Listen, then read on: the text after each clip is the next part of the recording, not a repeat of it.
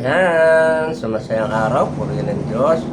Salamat sa bagong umaga, bagong buhay, at sa bagong pag-asa na patuloy mong ibinibigay sa amin. Thank you, Lord. In Jesus' name. Ayan. So, ngayong umaga ay patuloy po tayo mag-usap no, sa ating pong Senate. No? Dahil nga po, ito yung ating talk of the town ngayon, no, sa mga ginagawa ng ating mga senador, no. Simula po tayo sa ating mga biblical verse, no, na sabi nga po sa ating biblical, sa ating verse sa Kawikaan chapter 18 verse 6 to 7, na sabi doon, ng labi ng mangmang ay nananasak sa kaalitan at ang kanyang bibig ay hampas. No, sabi doon, ang labi ng isang mangmang ay kapahamakan at silo, ang kanyang bibig ay silo sa kanyang kaluluwa.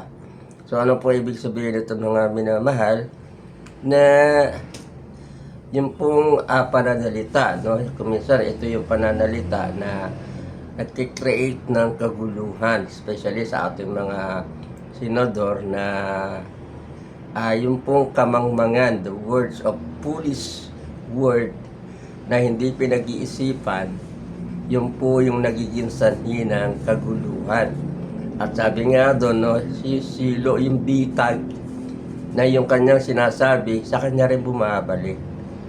No? At yun po ang ibig sabihin nun. Kaya nga po may kasabihan tayo, ikaw ang hari ng iyong sarili, ngunit alipin ka ng iyong mga sinasabi. Ano po ibig sabihin nun?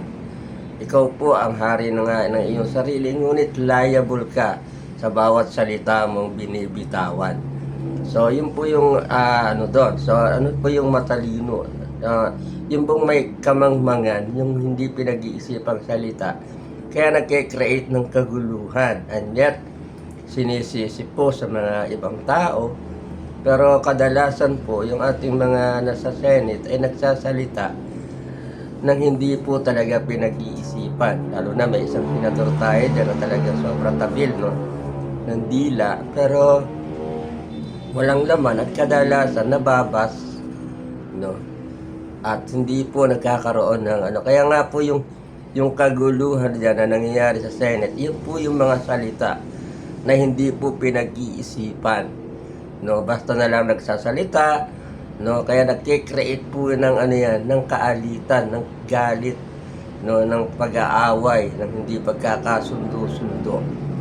Kaya wag po natin sisihin ang inumang tao, no, because of the leadership of the Senate, na kung ano po yung inyong sinasabi, bumabalik po yan sa inyo. No, sa inyo po ang tama niyan, hindi po sa kanila. Kaya nga po, napakahalaga na sa bawat salita natin ay mayroon pong ano, mapupulot, no. Sabi nga sa Ephesians na yung ating salita ay dapat may lasa. Ibig sabihin, may halaga, nakakakuha ng maayos, no, nakakakuha ng magandang resulta, at nakapagbibigay ng magandang pag-asa sa ating mga mamamayan. Sabi nga po ng Proverbs din sa chapter 29 verse 11 na ang galit, walang pakundangan ang mangmang sa kanyang galit, ngunit ang matalino o pantas na tao ay nagpipigil para maging matiwasay.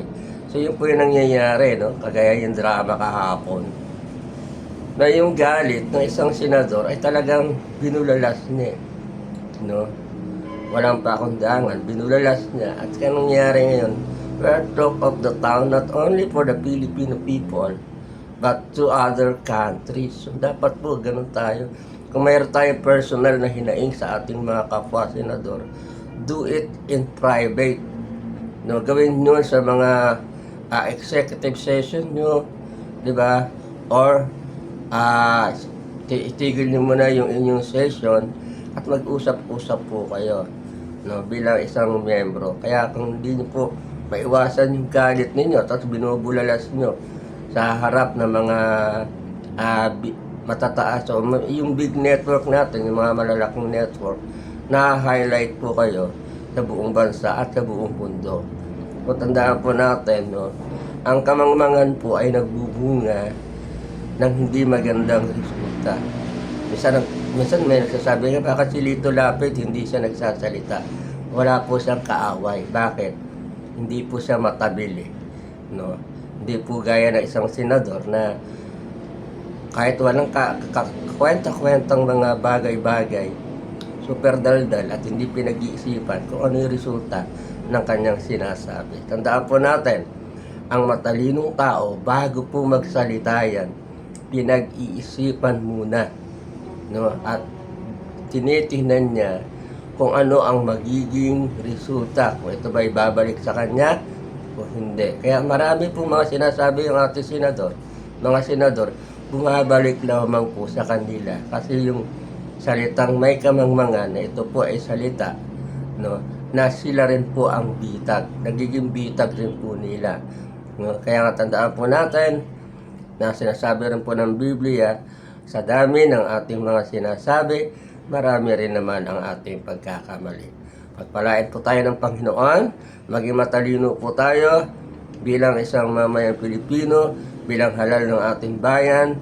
Magkaroon po kayo ng takot sa Diyos at hingi ng payo sa tulong ng ating Panginoon through the guidance of the Holy Spirit para magkaroon po ng katiwasayan ang ating bayan at magkaroon po ng magandang reputasyon yung ating Senado. Pagpalain po kayo ng ating Panginoon. Have a blessed day. Thank you, Lord, for the blessings of our country. Bless the Filipino people. Bless the Philippines. In Jesus' name. Amen. Hallelujah.